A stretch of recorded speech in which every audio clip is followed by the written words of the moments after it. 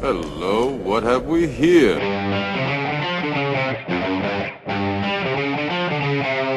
You're wrong. Damn! What the hell was that? Game over, man. Game over. You're wrong. You finished? Well, I didn't think you had it in you. I'm your huckleberry. Greetings, boys and girls, lemurs and squirrels, and welcome to The Week in Geek, a wholly owned subsidiary of Free Range Idiocy, wherein we present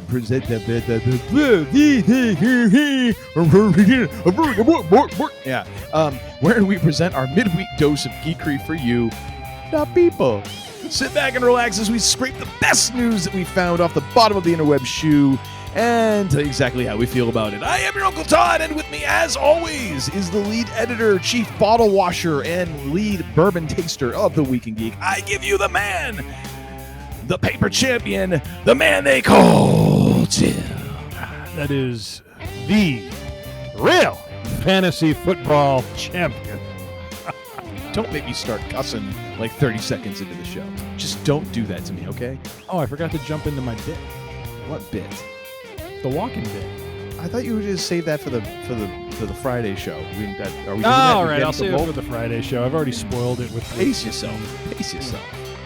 You're going to herniate yourself, son. Are you still sore because I haven't agreed yet to put the Winged Eagle belt on the line? I'm not sore. I'm disappointed. I'm just disappointed, Tim. As Macho accused Hulk of, there's lust in your eyes. And just as Macho said to Hogan as well, be a man, Hogan. He wrote an entire song about it. Like, I'm pretty sure that entire Macho Man rap album was just so he could have that one song, Be a Man. God. I forgot about that. Oh, it's it came up somewhere on like YouTube or somewhere the other day, and I watched like the entire song, and I'm like, this went from like stupid to musical genius now. It's chefs. And the thing is, like, he's like, be a man, Hogan. And I'm like, oh, I never quite realized like it's one long Hogan promo. Like, basically. Right on. Basically. That's all. I'm just disappointed. That you're deciding to duck out. You're taking the easy way. The title on the line. I don't want to ship it to you. That's the thing. I mean, I'm happy to tape a piece of paper that says, Uncle Todd, if you win, on it, and I'll hold it over my shoulder. No, that's not the same. What I'm saying is, I already told you. You ship it out to me, and then I will pay it to ship it back to you. It's a wash. It's a wash, sir. No. All you lose is 1 month with your precious replica belt. Come on now. You gotta, I am enamored with it. So no, I can't just ship it over to you. But I'm just saying. Considering how you're talking about it now, I'd want it wiped down first. Disinfected, if you will. Disinfected, if you will. I'm a little concerned about what's going on with that belt in the wee hours of the morning. Jealousy. There's lust in your eyes. Oh, Macho. Anyway, he was a poet laureate of our time. We've already consumed about 50% of the cocaine at least 1 year in the 80s. Good God. Oh, how are you, sir? How are you? I'm doing all right now that we've gone off the rails completely. You know. It wouldn't be the Week in Geek without a little going off the rails. It would not. A little tomfoolery. Ballyhoo. Indeed.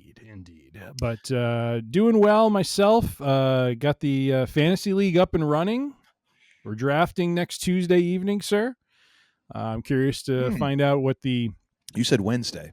No, it's Tuesday, actually. It's 9/2. See, you're already trying to screw with me, and this thing hasn't even started. My gosh. You're already trying to... think I have an extra day, and then you're like, no, now it's Tuesday. Next week it's me. Hey, guess what we're doing on Thursday? No, Monday. No. Right now, the draft is set for Tuesday, September 2nd at 7 p.m. Okay, yeah. Well, sorry, 7 p.m. Central, 8 o'clock Eastern. Of course. We got you got to make me. Yeah. What? Again, you're screwing with me. What? You're messing up my arrangements. Okay, Abe, what happened? You're telling me two different things.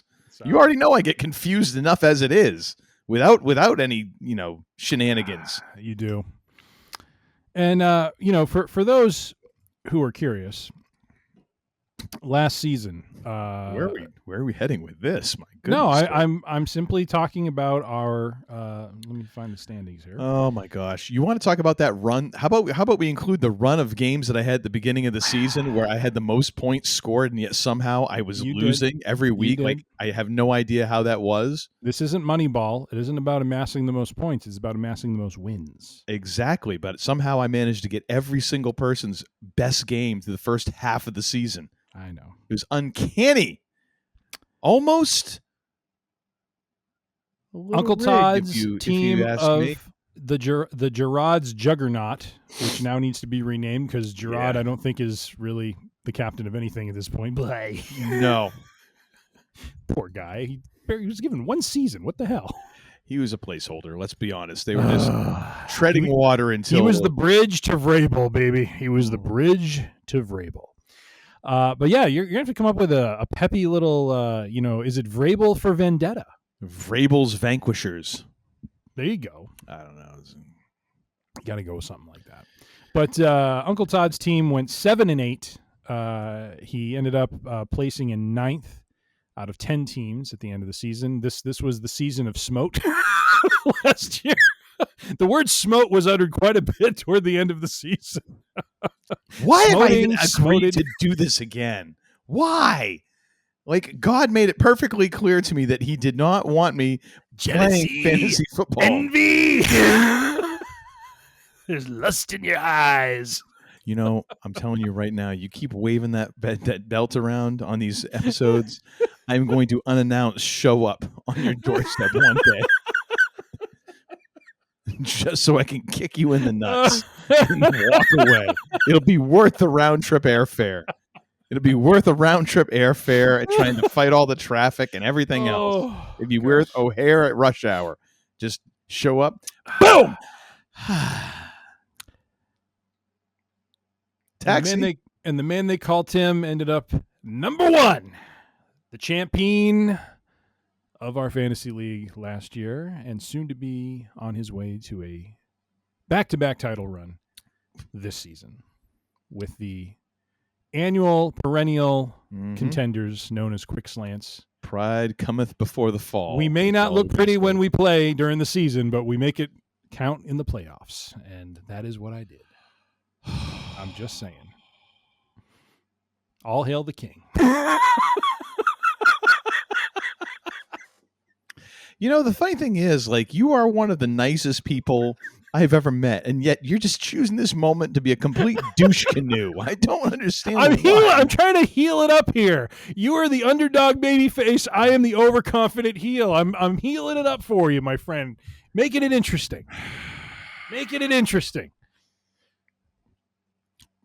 He wants me to put the belt on the line, and if he does better, so we haven't really so let's settled just, out let's what just this boil means. this down. Let's just boil this down to what it is. Yeah. The guy who won isn't willing to put the belt up against the guy who came in second to last.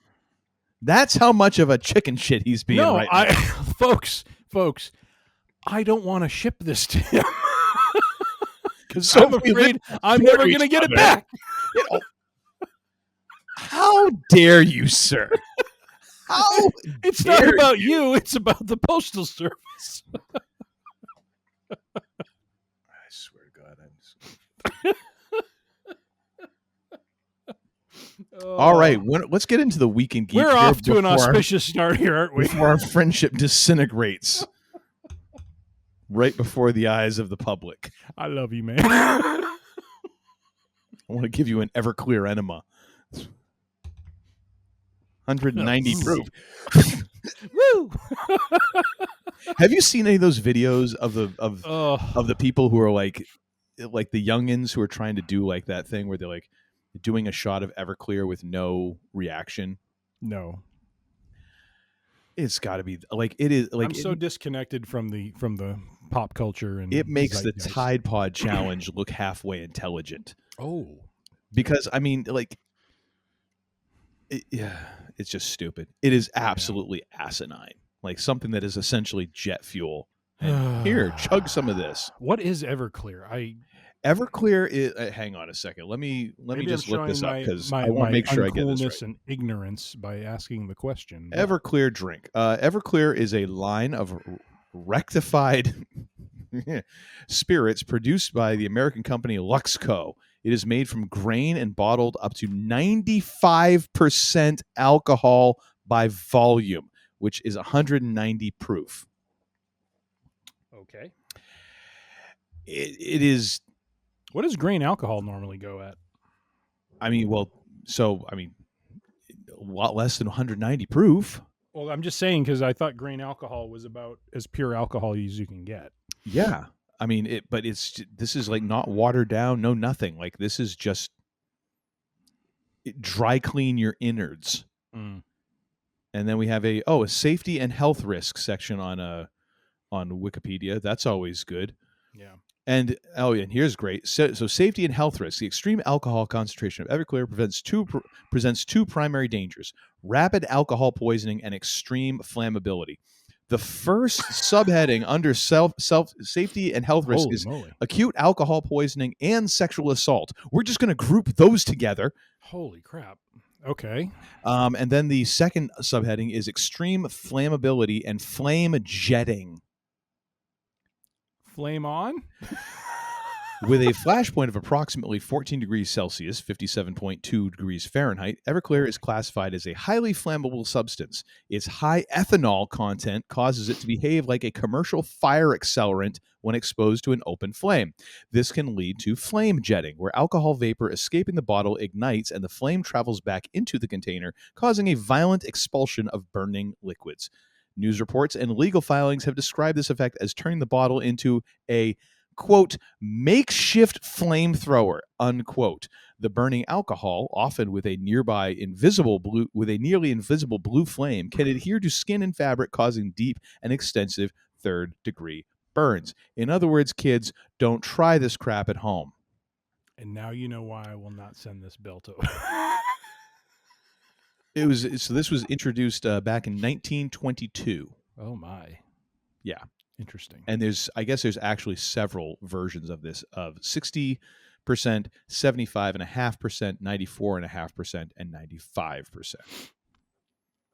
Yeah. Well, and their website is DIY-with-everclear.com. Like, oh my gosh. Do it yourself colon cleanse with there Everclear. You go. Actually, let's be honest. It's never making it to your colon. It's getting up right about here and then coming immediately back up. Yeah. All right, where the hell were we? Well, I was flashing the belt. You were getting all jelly, yes. and we got into Everclear. So I'm just saying. I'm just.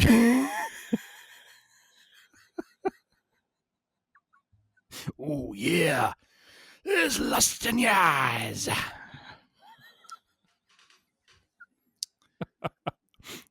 Moving right along. Our first story comes from the Hollywood Reporter.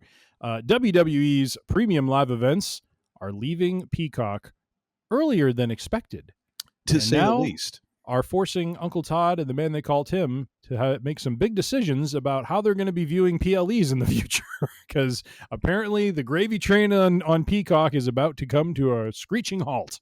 Did they mention why this change was made? Because originally, if I'm correct, and please correct me if I'm incorrect here. Yes. Wasn't this going to happen basically with WrestleMania next year, or yes, like the PLE leading up to WrestleMania? That was my understanding. Is we had until probably WrestleMania, almost 3/4 of yes, a year. Yep. Okay. What was interesting that I read was. Let me just find this. Did Shane McMahon show up? He's like, here come money. Possibly. So Peacock had to give the okay for this to happen. ESPN did not buy out Peacock's remaining rights, Hollywood Reporter has learned. Instead, the arrangement for the PLEs to exit Peacock was brokered between WWE and Peacock and then brought to ESPN, owned by Disney. Now, here's the reasoning. The feeling was, and I got to tell you, this is some smooth operator material right here. The feeling was that through splitting its top 2 PLEs, WrestleMania and SummerSlam, into 2 nights apiece, WWE actually fulfilled its Peacock PLE tally early. A person with knowledge of the deal told THR. So is this like Hogan claiming he wrestled 400 dates because of the international date line? it kind of sounds like it, because that's what they're doing. It's like, well, you got 2 events for the price of 1. And it's like, not really. But yeah, apparently whatever event count they had with Peacock, they actually, someone must have noticed and decided to reason, well, we've split these into 2 events each, or 2 nights each, so they can each count as an event. And so we've fulfilled our contract. So so the library, the WWE Network library, will remain on Peacock through the end of 2025, as will NXT's PLEs. They will continue to stream on Peacock until March 2026. So NXT apparently seems to be staying with Peacock through the period we thought was going to be everything else. But we don't know what will happen with the robust WWE archives next year. But throughout the duration of the new multi-year partnership, SmackDown's library will stay on Peacock. Weekly episodic SmackDown will air on NBC Universal's USA Network on Friday nights. And, of course, Raw will be on Netflix. So basically, the first event will be WrestlePalooza, which will happen on, where is it? It's in September. Yeah. Sorry, I'm like reading this in September 20th, 2025, beginning with a whole new PLE, WrestlePalooza, which is actually, I think, an ECW event. It sounds weird because it actually, to me, because I've been I enjoy Brian Zane's Wrestling with Regret, his classic pay-per-view reviews. It sounds like something like the AWA did back in like the mid 80s or something. You know what I mean? Like WrestlePalooza, like this ultra hokey, low production value. Like, really? This is a thing in 2025. Okay. Yeah, real hokey sounding. I'm not sure I'm digging that. So, not one to let his bona fides become in disorder. The man they called Tim over the weekend, actually yesterday, went ahead and pulled the trigger on a bundle that is offered by the Disney Plus, which is Hulu and ESPN Unlimited bundled with Disney Plus. So we have now shifted to that package, and because it's ESPN Unlimited, we will now have access to the WWE PLEs. So I'll be able to watch WrestlePalooza on September the 20th. Now, does that also include? Well, first and foremost, of course you did, because you're a company man to the bitter end. But also, does that include? Because does that include like NFL Red Zone and stuff like that? Because that was getting transferred under the ESPN banner, and that I think was one of the drawing cards for this new app that they're coming out with. And is this bundle going to still allow you access to that, or when they go live? Because it's a brand new app that they're or something that they're premiering. Yeah, like I think if I get the app and I sign in with my Disney credentials. Ooh, I get to watch Stephanie's Places, which I've seen clips of on YouTube, but have never actually watched all the way through. Let me see if I can find Red Zone. So what's it called? NFL Red Zone? Yeah. But I mean, I thought they were going to have actually ESPN just took over like the NFL Network, I believe. So if you get all of that content, okay, maybe I can see adding another $10 to my, Disney subscription, but I'm not seeing it, but right now most of the ESPN live streaming stuff is all US Open. So I wonder if when we shift into NFL, if that starts to appear or not. So I don't know. Maybe that's going to be maybe that isn't this season. I don't know. The whole thing seems kind of jacked up to me. How do you feel about this? Like I have thoughts, but I mean, how you like?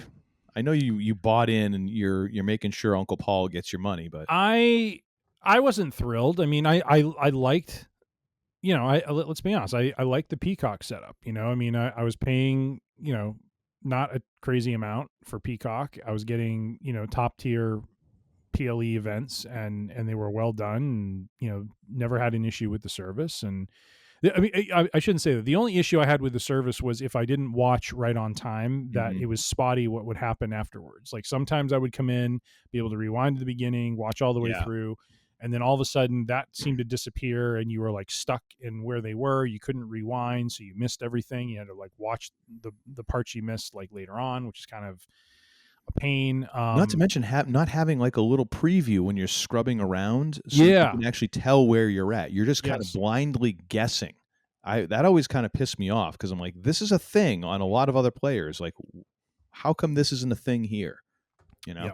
the technology Um, exists. The other thing we were a little bummed by, my wife and I, was so we got Hulu. It's called Hulu Live Plus, but when Okay. you go to the actual live part of Hulu, Mhm. you don't have a lot of channels. Yeah. Like it's pretty much just ESPN, and that's about it. So Mhm. while we have access to a wide range of Hulu shows, which we hadn't had access to before, which is cool, what we just don't have, I guess, as deep of a live offering as I thought we were going to get for the pack. Now the package I did was a no ads package, so it's like $38.99 a month for a year, and then it flips up to $44.99 after that. Mhm. But we also canceled our subscription to Sling, which is $61 a month, so that goes away. So we're actually coming out ahead, and saving ourselves a little bit. So and have access to more content than we did before. So I'm sacrificing my viewing of A&E content that WWE has been doing, but now that they've moved to ESPN, who knows what else they're going to move over there? Yeah. I mean, they're not going to move. They're not going to move everything. Like, let's be honest here. Like, they're masters of diversifying, man. Oh, they've got everything It's on incredible. different platforms. They've got deals with everybody. I mean, the fact that they're taking the PLEs away from Peacock, yet they're going to still host their stuff there. Oh, Science Main Event is staying with Peacock as well. But I'm sorry, I didn't mean to interrupt you, but No, the go ahead. interesting thing I wanted to call out there was I read on a couple different articles that is potentially because the numbers for Science Main Event have been lower Mm-hmm. than they anticipated. So unfortunately, even though we're watching, Yeah. I think some fans are tuning in. I just I don't think it's resonated the way they hoped it was going to. So it's staying on Peacock basically until I think contractually they honor that agreement. So Which makes sense. I mean, because it was cool it's a cool retro factor. The issue you're going to have with that is, one, it's not the same as when you first aired it. Nope. And there's a reason why it kind of went away, is because it doesn't have the draw that it used to have, where primetime television is a big deal. Like the fact that this was on network television was a gigantic deal for the WWF back in the 80s. Now, not so much, because let's face it, how many people actually watch like regular cable or network television anymore on a regular basis? It's not the only option. There's so many other options. Yeah. The other part being, well, second in line of three. Second is like the build up to these stories is not very well done. It's very quick, and it is very much a B-level pay-per-view. And then three is like, has there been a title change on Saturday Night's Main Event?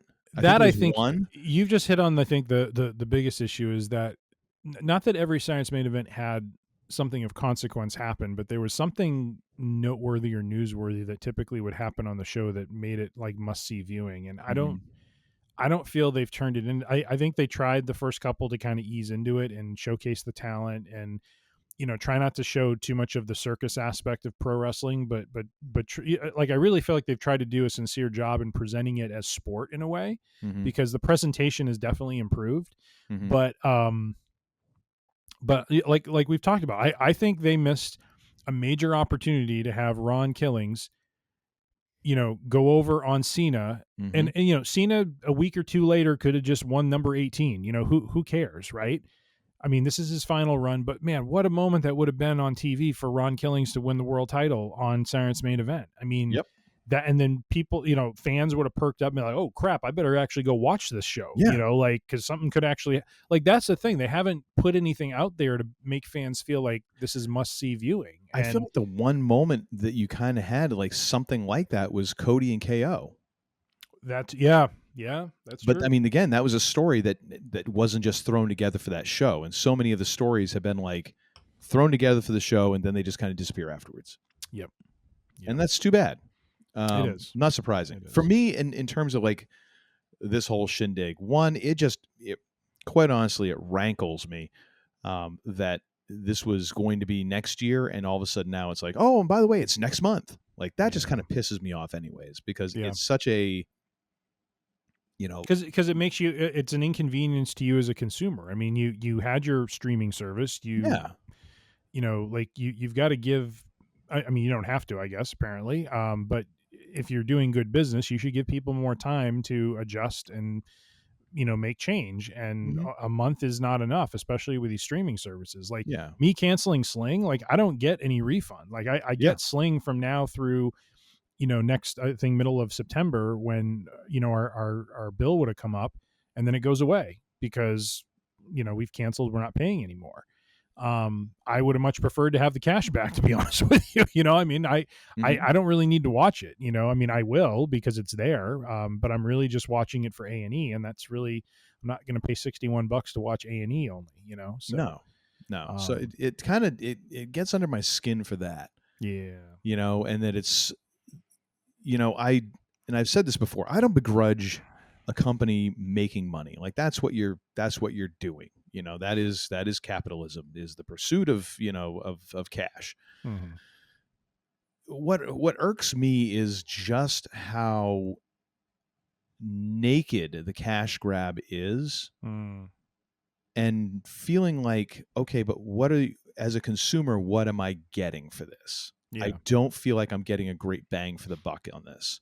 I really don't, because I don't feel like this is going to up the production of the product. I mean, the product is already produced very well, in terms of presentation on TV and all that. Say what you want about varying storylines and all that stuff, but it's shot well. WWE has always been kind of the leader in that. Mm-hmm. I just don't feel like you're getting much for this, and especially where it's like, oh yeah, and by the way, so now all of our PLEs will be over here, but you're still going to need a Netflix subscription. You're still going to need to, be watching regular TV for Friday. If you want to look at, you want to go back and watch any of the stuff on the, the old network content, you got to keep your Peacock subscription. I'm like, no, I'm not. Like, this kind of sucks. Like you're splitting off in yet another direction. I could deal with the fact that like Raw's on Netflix. Okay, fine. I already have Netflix. Like Netflix is one of those things where I felt like it's ubiquitous enough where it's like, okay, damn near everybody has Netflix. If you're streaming at all, you probably have Netflix. Fine. Okay. But now it's like, oh, well, now you have to have Peacock and you have to have this ESPN thing, which the other thing is I've always headed in for ESPN streaming stuff, because every time I go to try and get anything streaming, it's like, oh, well, you got to have a cable subscription. I'm like, I just paid like $10 for your streaming service, and now you're telling me on top of that I need to have a cable subscription. Like, F you.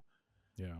So now all of a sudden it's like, oh well, I just, the whole thing just kind of pisses me off, and it's like, sends me into a mode where it's like, I gave up piracy way back, around the LimeWire days, and now I'm like, I'm almost like, hey, me hearties, yo ho, like I'm, screw this.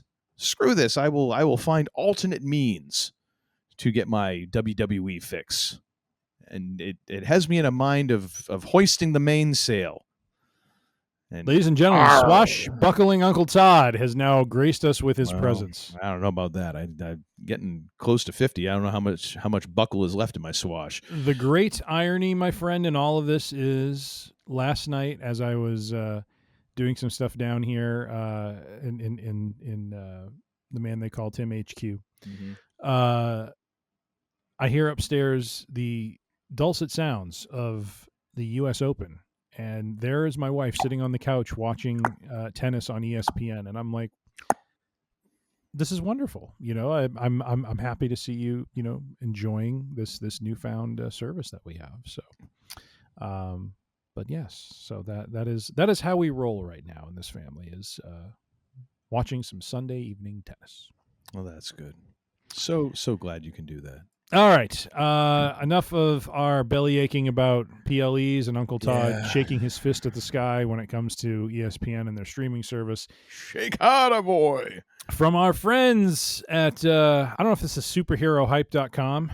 It is superherohype.com. Well, There's a rumor, an X-Men and Avengers crossover movie. A potential crossover based on a decisive Marvel event. I don't know if you're familiar with this event. Divisive Marvel event. You said decisive. Decisive and divisive. Okay, that too. Sure. What is it? So the rumor is. Rumors going round. Rumor has it. Rumor has it. Different way I was going. I was going ZZ Top, but hey, that works too. But there's. Oh my gosh! Have you heard the? I love how when I get going, you. No, I'm sorry. But there's a meme I saw the other day. It was like basically, Jelly Roll is Adele for guys who are forklift certified, and I was like, "Damn it, you're right." Son of a bitch. I was thinking like Nouveau Meatloaf, but no, that's actually closer. Fair enough. Anyways. All right. So let's see. The rumor is one of the X-Men. So once we get past Secret Wars, I think we will have established the X-Men and go into kind of a mutant phase for Marvel.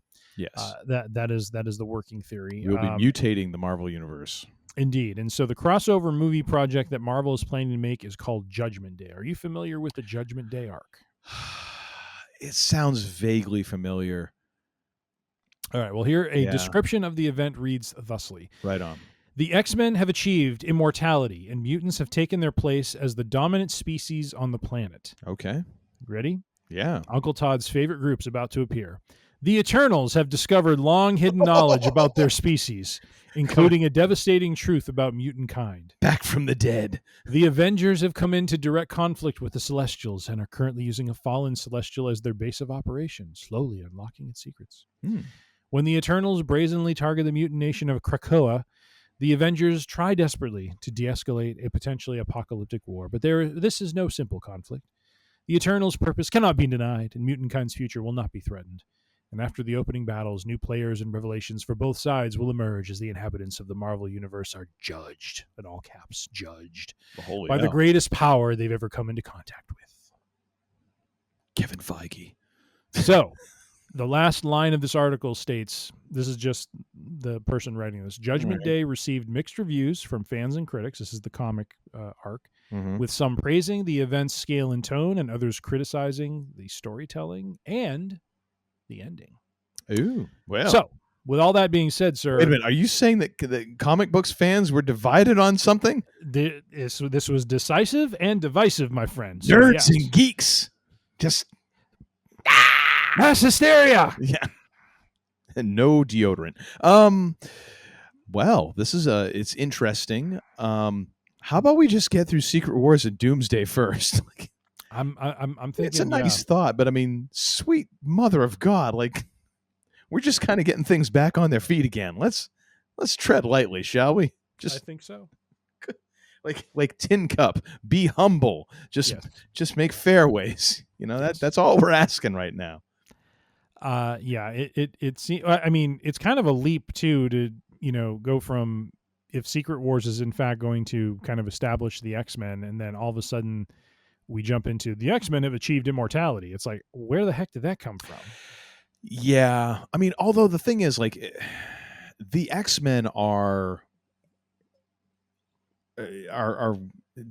definitely fan favorites for sure. Like they were actually.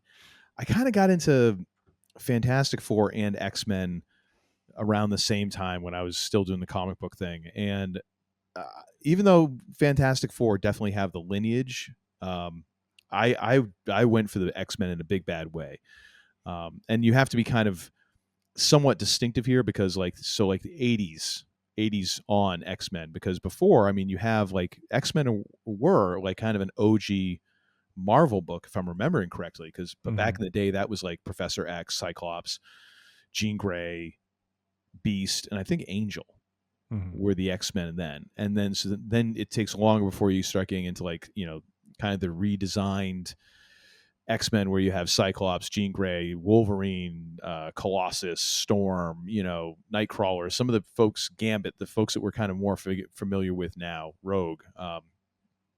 And that was kind of the X-Men, the Wolverine X-Men was kind of the ones that I took hold of. So, I mean, I could see wanting to like really leverage them.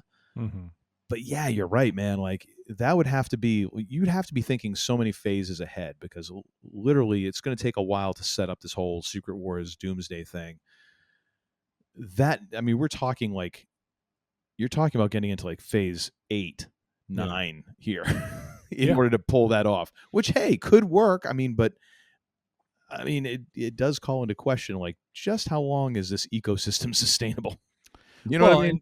And I mean, just from the description alone, I'm just like, it just takes Marvel so far away from any sort of grounded nature. I mean, there's nothing in that description that is like grounded. It's like Immortals taking on Eternals, taking on Celestials. It's like, all right, I'm just going to sit back and eat my popcorn and kind of just enjoy the ride. You know what I mean? Like it just to me, the fun of Marvel to me was the way it always seem to integrate into our world a little bit, and it's like, oh, okay, I could see how this could be, that sort of thing.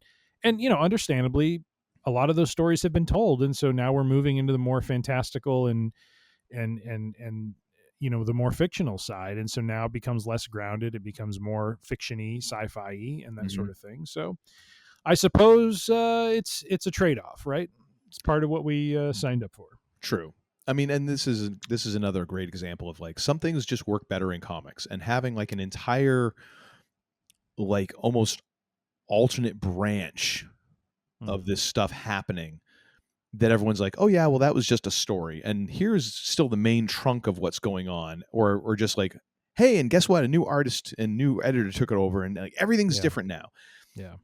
That doesn't work so well in movies. In comics, I think fans have kind of come to expect it in a lot of ways. We'll see. All right, superherohype.com. Free Range Idiocy has judged, and we have judged on this rumor. All right, moving along.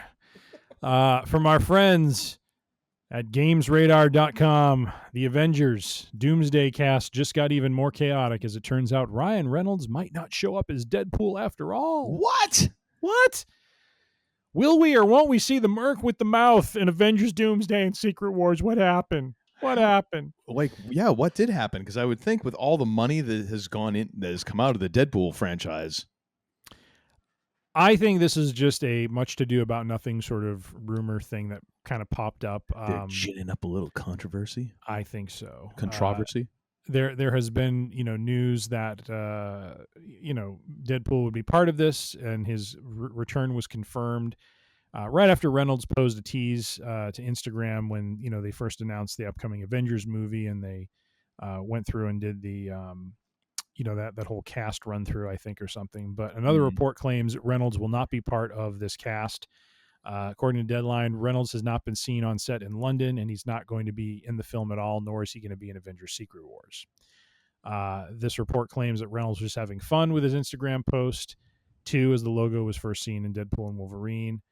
However, I think where their skepticism is, it feels like they kind of started something in Deadpool and Wolverine when, you have that fast forward to Thor kind of crying over Deadpool for some reason. So many were thinking this gets paid off in those movies at some point. But we will see. Even if he doesn't appear, this goes on to just say, well, the movie's already stacked with a big cast. But I, for one, would like to see Deadpool in this movie with some of the Marvel stalwarts. I think it was, part of the fun of seeing Deadpool and Wolverine was seeing that character as Hugh Jackman portrays Wolverine, paired up with Ryan Reynolds, and just the buddy cop sort of dynamic that played between the two of them, and it's like then Lethal to have Weapon him on meth, dude. Absolutely, and then to have him all of a sudden appear, with oops, I lost my, what the heck just happened? I don't know. Lost my article. You're the tech savvy one. One moment. Recalculating. Recalculating. Here we go. Okay, here we go. Yeah, good. Yeah. So, it was something that I was looking forward to seeing his interaction with, some of the longtime Marvel heroes, some of the new Marvel heroes. So, sir, I don't know, real or jabroni on this one? Do you buy this? Are you buying? You selling? What's your take? Well, What's your here's the take? thing. Like, I selfishly, as a fan, I want to see Deadpool just interact with all, like you do, interact with all these different characters. Amen. From putting on kind of a writer slash producer hat, neither of which anybody with any kind of common sense has ever bothered to ask me to do. I can draw some parallels between Deadpool and Andre the Giant, in that you have to be kind of careful with how you utilize them, because after a while people are going to get used to them, and what's special about them kind of gets watered down, and you have to be careful of them overshadowing everything else that's going on. The same way as sometimes you have to be careful in a movie with a big cast, if you have some big names, like, okay, how do we give everybody enough space so that when so and so starts chewing scenery, they don't just, like, everyone else just doesn't disappear into the background. It's like going back to the Oceans movies. Like, one of the true, those movies are Oceans 11, 12, and 13 to me are just fantastic. One of the achievements of those movies is managing to give everybody space so that you don't ever lose track of any of the characters, even the ones who are legit further down the totem pole than, of course, the George Clooney's and the Brad Pitts. They still all have their real estate and their things and their business to go about. It's very tough when you have someone like a Deadpool character, because Deadpool literally just takes over every scene that they're in. And that's really tough to do in an ensemble piece. So I can kind of see why you might not have him in that. Yeah. Although I think there's ways to judiciously use that character, but man, it would have to be kind of sparingly. It's almost like when they had to have essentially like Captain Marvel only show up at the end of Endgame, because it's like, well, how come Captain Marvel wouldn't have just, like, farted out a cosmic ray and just destroyed half of Thanos' army? You kind of have to take her out of the equation and bring her in at the right time, obviously not powers wise the same, but in personality wise, it's the same sort of negotiation of how you're going to utilize that character. So I can kind of understand that. Yeah. I, however, do think that there will be a Deadpool appearance. I don't know if he'll be part of the main storyline or whatever, but I think that there will be, because I mean, let's be honest. This is what you do with stuff like this. You try and head fake people, you hide stuff, and I think it'll happen. There'll be creating mystery where there might not be mystery. Correct. Right. See, once again, summarizing my jibber jabber with a plum or a pear, whatever. And moving right along, apparently no one told Jimmy Uso to proceed with caution, because not too long after Big Jim Uso. Oh, I'm sorry, Big Jim. Not too long after she claimed the WWE Women's Championship as her own, and has really kind of turned a corner as a character overall. Naomi is one of the highlights of 2025 for WWE, coming out of nowhere. But apparently last Monday on Raw, because we're recording actually tonight. We're not watching Raw. We're looking at each other's mugs and wondering what the hell are we doing here.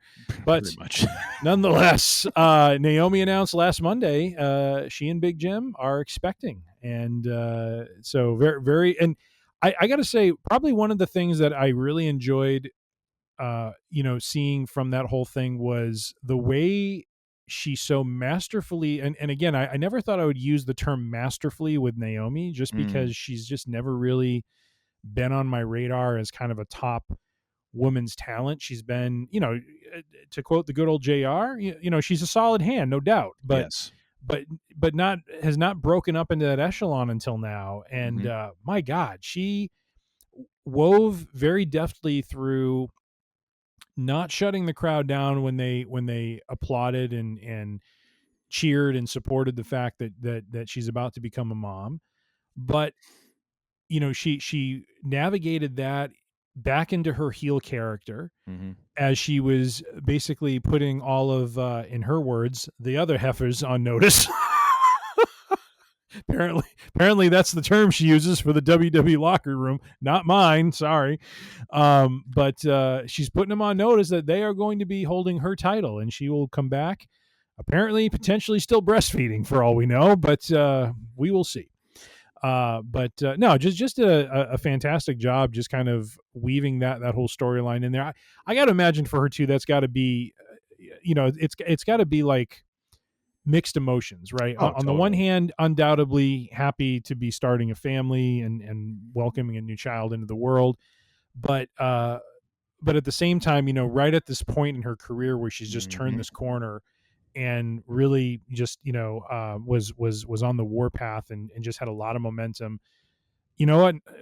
When she's ready to come back, I mean, there's plenty of examples. Becky Lynch coming back, and I'm trying to think. There was one other gal who I remember went on maternity leave and came back to. I'm trying to think, who is it?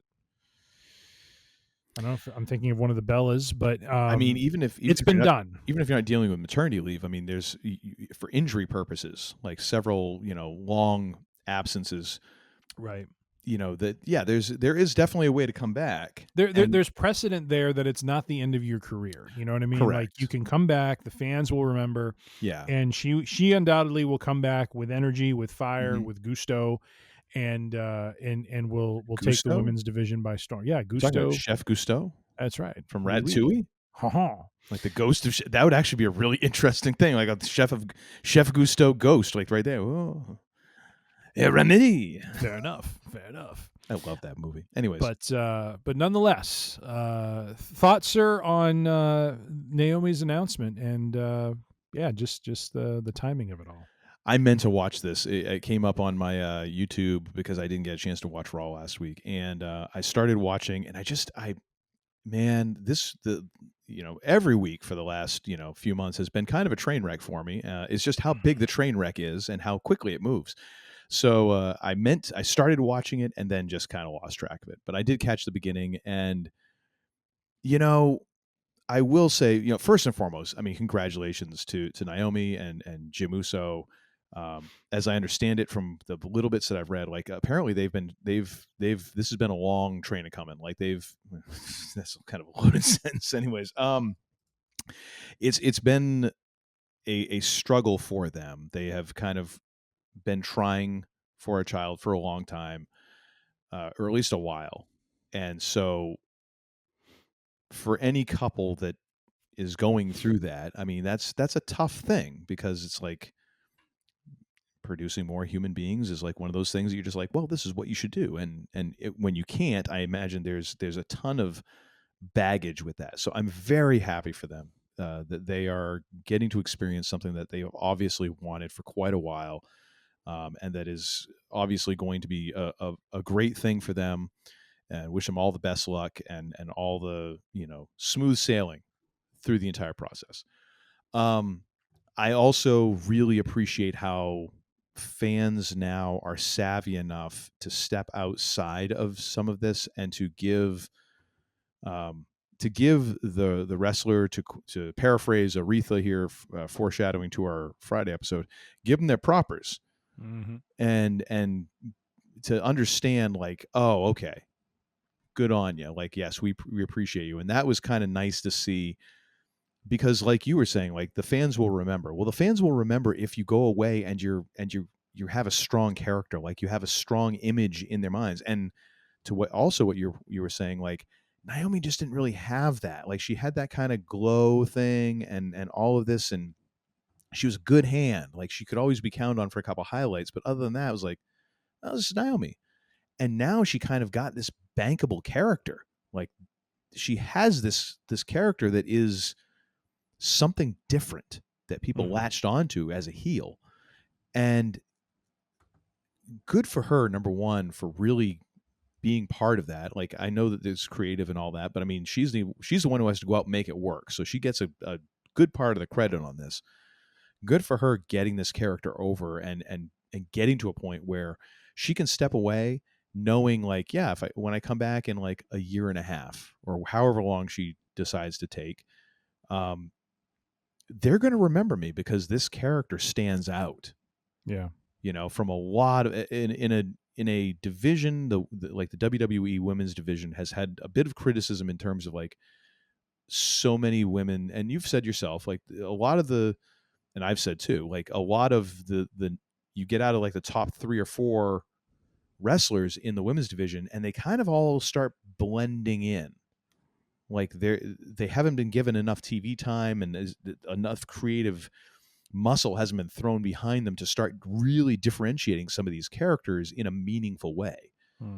So for her to have that is so good. And I'm happy for her because I mean she's obviously been at this for a while and has put in the time doing it. So I mean overall just so happy for her and obviously for Jim Uso, and wish him all the best, man. And like you said, hopefully when she comes back, she'll pick right where she was, and we can watch her kind of develop this character even more. Because I think there's a lot of runway for her with this character. Indeed. So until then, proceed with caution. Yes, unless you're Jim Uso, and in which case, just yeah. And apparently, Big Jim likes to Netflix and chill, from what she said. So. I'm just quoting her. I didn't make it up. I'm sorry. I so appreciate because especially when there was like the split screen of like Jimmy Uso watching that from Gorilla, and you could tell he's just like, oh my gosh, she's going into business for herself, and I'm the butt of the joke in a way. Like that's kind of cool, Like I like that. That's another thing that I was like, so I appreciate her. A question for you, sir. This next article, I am wondering, should we save this for the next Week in Geek and have a much more elongated discussion about this and wrap this sumbitch up and move on to the next? Or do you want to get into it? Yeah, no, I think I saw some hints of this. I would actually like to read this article and delve into it a little bit more. So yeah, let's save this for next week. Because I think there's a little more we can get into on this, which was very interesting. Surely. All right. Well, that, my friends, is your neat and tidy 52-minute, thank you very much, Week in Geek. All right, sir. What have you got for and another thing? Perhaps a recommendation to our viewers and or listeners. Oh, I have a recommendation. I'm sure you do. And it is a recommendation of pain. Freaking hell, dude! Like, didn't want to take this into sadomasochism, but okay. No, stop it. No, over the weekend, Paddles by Paul. Fine leather products and goods. Good Lord. Over the weekend, my wife and I frequented our favorite spot to grab a bite and have a drink. If you guys ever move, they're going to have to pick up the entire restaurant and move it along with you. No, because here's the beautiful thing. The restaurant's right next to the damn metro train. We can get right off. I just thought of that too. It'll actually probably make it there and take it home. It'll be easier because then you're like, I don't even have to drive. Like all I have to do is manage to stumble out the door, get to the train. Exactly. And you just have to find a train. You have to find a place within stumbling distance of the train depot. Exactly. But mine is another varietal, if you will, of the Penelope brand of bourbon, called American Light Whiskey, aged 17 years. Ooh. And with a proofage, my friend, of 138.8 proof. Now that is unusual in two respects. You don't usually get bourbon aged that long. No. And I don't remember seeing any barrel proof is usually 125. Yeah. You see some 130s. Mm-hmm. I ain't never seen nothing 138. No, I had to do a double take. I thought it was 108 or something, like I was misreading the middle digit, but nope. Dang. But remarkably smooth for a whiskey or a bourbon of that proofage, and very much enjoyed it. So I would highly recommend the Penelope American Light Whiskey. Much like Naomi, proceed with caution. Yes, indeed. Well, in the middle, sounds like someone's joined us. In the middle of our and another thing. Hang on a second. Here we go. Ladies and gentlemen, we have, as of right now, the final in-person live appearance of Kaylin on the podcast. We have to negotiate whether or not we have to negotiate contract extension, whether or not she might appear, virtually for I love that these. she's your daughter and there's a negotiation that has to happen. Well, I guess that makes perfect sense. Do we really have to go over that? But yes, Kaylin has decided to join us here. Right. So how goes the packing? Everything done? No. I wouldn't expect so. It's a big deal. So what's going on? Did mom finally just completely snooze out down on the couch? Yeah. Well, she's in the bed now, so she's. Yeah. What were y'all watching? K-pop Demon Hunters. I thought that's what it was. Did I hear correctly? Is it K-pop Demon Hunters? You did hear correctly. K-pop Demon Hunters is a show. What is it? Netflix? Is it Netflix? Okay, yeah. Netflix. Is it a movie or a series? It just got confirmed that they're coming out with the second movie, though. It seems like everybody in the world is watching this. So, I mean, yeah, it would make sense. That's just printing money. It got super big. No one saw that this was coming because it was just put onto Netflix one day, and they're just like, "Oh, we're just gonna put this on Netflix," and then it just went, and everyone loves it. Because John Cena watched it he's had it on rotation, just like playing constantly in the background as he's. John Cena's been watching it. I'm guessing because you said he was a K-pop fan. Well, he's a BTS fan. I'm guessing. I don't know. Does he have kids? No, he doesn't. No. So a BTS fan is but I mean, a K-pop fan seems like it's kind of like you have your favorite K-pop band, but then you're also kind of a fan of the genre as a whole. No, that's absolutely accurate. So I feel like I could totally picture him being the kind of person that's. I'm gonna go off on a tangent here. I could picture him being the person that sits at home, who has no kids, and he's just at home by himself, and he's just it's. Him, he's just sitting on the couch, just watching K-pop Demon Hunter. He's got the snacks going, and it's the face mask on and everything. I could totally see that for him. I could as well, honestly, and that frightens me a little bit. I wonder. So actually, He loves those vibes. I don't know. True, he does actually. Yeah, after he gets his Rogaine, going. So, any words that you want to share with who has the Rogaine going? What? John Cena? He got some plugs or something going on there because he had the Because the fans shamed him. Well, they shouldn't have shamed him, but I mean at the same time, it's he didn't have hair, and then all of a sudden he had hair. It's we saw this with William Shatner. We know what happened. You went to the hair club for men. Anything you want to share with our viewers here before heading off to collage? I wish I'd had the microphone up for that. That was worthy She of. literally was sitting there looking at it like this. Yeah. Worthy of Papa. Wow. I at least feel well that I've taught you well. Is there a Star Wars limerick that she would like to? Remember, this whole thing started by her doing Star Wars jokes. I'm thinking that's not going to happen, but I'll ask anyways. Tim would like to know if there is a Star. I can't wait until if we can actually negotiate an extension when you're actually on here with headphones, and I don't have to relay everything like I'm a friggin' translator at the UN.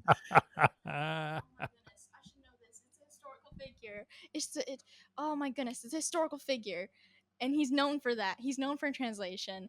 And oh my goodness. I always say Squanto. That's who it is. That was a she, by the way. I didn't say he. No, I said they. I think so. I should know better than to argue Right. with a youngin with pronouns. I If should she doesn't should have- know. So, but Tim wants to know if you have a Star Wars limerick. A limerick? Yeah, I know. Bro, I'm studying English. I don't even know what that is. You called it a limerick. I said a joke. You said limerick first. Did I? Yes, you did. I don't think I Don't did. start gaslighting me. I don't think I did. Gaslighting my dad. Yeah, see? Job. Yeah. Yeah. Good God. He thinks for 1 second he's got some backup, and then all of a sudden, smack. I'd say I've never felt so defeated, but you know what? It's kind of just another day. Anyways, Actually, if she doesn't have a joke, I'm so excited that someone was on your side for once. And then just Dashed all me and hope. the cat, and now I'm like, that's back to me and the cat, and the cat's not even on my side most of the time. Uncle It's just a Todd. marriage of convenience. She's like, you feed me. What? If she doesn't have a joke, should I break out the old Star Wars trivia book and Oh, do you a can red just 5? shut the hell up. Right now. That's what you can do. All right. Any Come on, parting- red 5. Red 5. Can you just shut your yap for a second? My God. Anything you'd like to say to the peoples?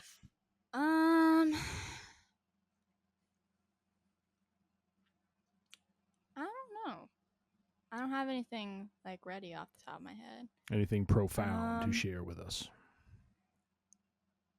I did watch Blues Brothers with you, and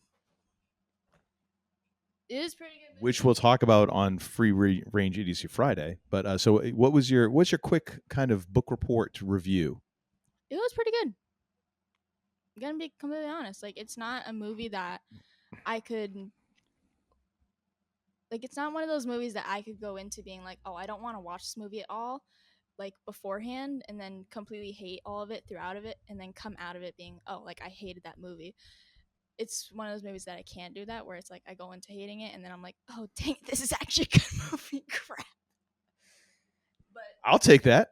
it was actually pretty good. I liked it. Nice. I mainly liked it for Carrie Fisher. I love her. Love you. And that, ladies and gentlemen, is why I say the kids are going to be okay. Bingo. Bingo. All right. So, what was that? What? Guess what I introduced to Mom? If you say a Bobcat Adoption Society, I swear I'm Yes. heading for the hills. Yes. No, it's okay. It's not that. It's not that. I didn't do anything like that. I promise. She was too sleep deprived. She wouldn't have remembered any of it anyways. That's what you think. But I don't know what prompted this at all. But This is just getting worse by the second. Okay, let's at least just rip the Band-Aid off. What is it? so I introduced her to a ship in K-pop. A ship? Do you not know what a ship is? Like the Millennium Falcon? How do you? Oh my goodness. Tim just said, like the Millennium Falcon? So when you think that I'm out of it, think of him. All right, I vaguely know what we're talking about, but I just want to make sure I know what we're talking about. So a ship is like okay, explain it to me, would you? Yell shame on 3. 1, 2, 3, shame. But a ship is basically like when you take two people, most of the time it's celebrities, and you like say like, oh, these two would be great together in a relationship. Okay. Kind of thing. Okay. So, I don't remember how this was prompted at all. I think it was because Mom said one of the K-pop idols I liked looked very gay, and I don't understand. I mean, she's not wrong, but like We're really taking the long way around on this one. Is there We are. shortcut? Like we were wrapping this up in under an hour, and now okay. basically I like introduced her. I was like, oh yeah, there's these two idols and Stray Kids that are very, yeah, that's a word for it. And she was like, oh, like, why don't you show me some clips of them? It was embarrassing because I had to preface first. I was like, you have to understand, I tried my best every single day when I get up in the morning to tell myself I'm not going to put them in a relationship. I'm not going to put them in the box of gay or queer or couple because I don't want to offend them and I don't want to make it any of my business because it's not my business. They are idols. They are adults. It's not my business at all. And then they start doing gay shit and I can't. I can't defend them anymore. And now Mom knows and she's seen it for herself. And now all she's going to think is that they're gay. But yeah, that's the story. All right, so we're going to need legal representation now. Tim, go ahead and contact Dewey Cheatham and Howe, our attorney. And we have him on retainer. Retainer. Anyways, wow. Okay. And then oh dear Lord, it gets worse. It gets worse. Okay, so let's anyways, let's wrap up the show, Tim. Oh God, he's pouring another drink. We're on your end. Another thing. My end, another thing is, dear God, help me. All right, I think it's time we call it. Okay. All right. So, good night. Get some rest. You got packing to do tomorrow. Yay. On the plus side, we don't have the gym tomorrow. We're going to do that. We're going to do it on Wednesday. Yeah, because I didn't sleep last night, and I'm not going to get, at this rate, I'm not going to get any sleep tonight. So I'm trying over here. I know. But anyways, good night. Sweet dreams. Parting is such sweet sorrow. For you. What? Parting is such sweet sorrow for you. Yes, it is. Well, it's 10:05. And you're watching Perspectives. So it's time to wrap it up. All right. Good night. Love you. See you in the morning. Bye, Tim. Bye. Best of luck at college. Tell her I said that. Oh, for God's sake, would you calm down? Well, I didn't know if you're going to remember. You forget. You're like a flaming hemorrhoid right now. I couldn't forget you if I wanted to. After that K-pop story, I don't know about that. True. All right. So where were we? You know, I'm actually going to change my and another thing. Oh, good God. Because I'm going to go with the what is it? The let me look this up real quick. So there was a John Cena Stephanie McMahon interview. Oh, like Stephanie's Places, or is it the podcast? Well, it's the podcast. So I'm not sure. There we go. Stephanie McMahon. Wow, that was an interesting term. So it's What's Your Story is the podcast. Okay. And I thought this was really interesting because it seems like it was recorded for the Steph's Places thing. And it became very interesting to me, and it reminded me of the Kevin Smith episode of the Katie Sackhoff Show, where the interviewee just became the interviewer and like kind of insisted on being the interviewer, because there's so much of this interview where John Cena is asking Stephanie McMahon questions. Yes. And it's really kind of a really cool interaction because I feel like it's probably the most like unmasked I've ever seen Stephanie McMahon, who to me is kind of a fascinating character. Just because of someone who grew up in the business and just had to deal with all of this weird stuff going on around her and just the various stages of her career through being with WWE and all that. And it was like, have you ever really seen who this person is? Yeah. When they're not performing, you know what I mean? And to me, I was like, that's probably the closest we've ever gotten, really. And unless you've actually gotten a chance to hang out with her or, have a conversation with her or anything, I was like, it very much felt like two friends just kind of having a conversation. And I kind of dug that. Because there's also that thing of John Cena too. Like, does he really speak like this? That sort of thing, and you're like, oh, I kind of think he does. Like, he just does speak that way. So yeah, give that a listen. It's like 90 minutes. So it's well worth it. I think it's very interesting to get his perspective, but then also kind of learn a bit more about, Stephanie McMahon and just overall a great conversation. Very nice. Well, that rounds up the Week in Geek. Thank you for tuning in here for Week in Geek Wednesday. We are going to have a new episode here on Free Range Idiocy Friday, talking about one of our favorite movies. It might have been alluded to when King was talking, but we'll save that for Free Range Idiocy Friday. So tune back in. In the meantime, you can feel free to subscribe and find us. You can listen to all of our podcast episodes and download them at freerangeidiocy.com. You can also find us at podcast purveyors everywhere, including Apple Podcasts, Spotify, Pandora, Amazon. I feel like there's one I'm always missing.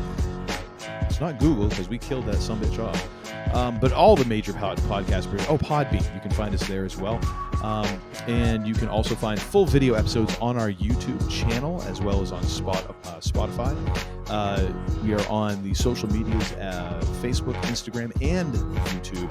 All of those are at Free Range Idiocy.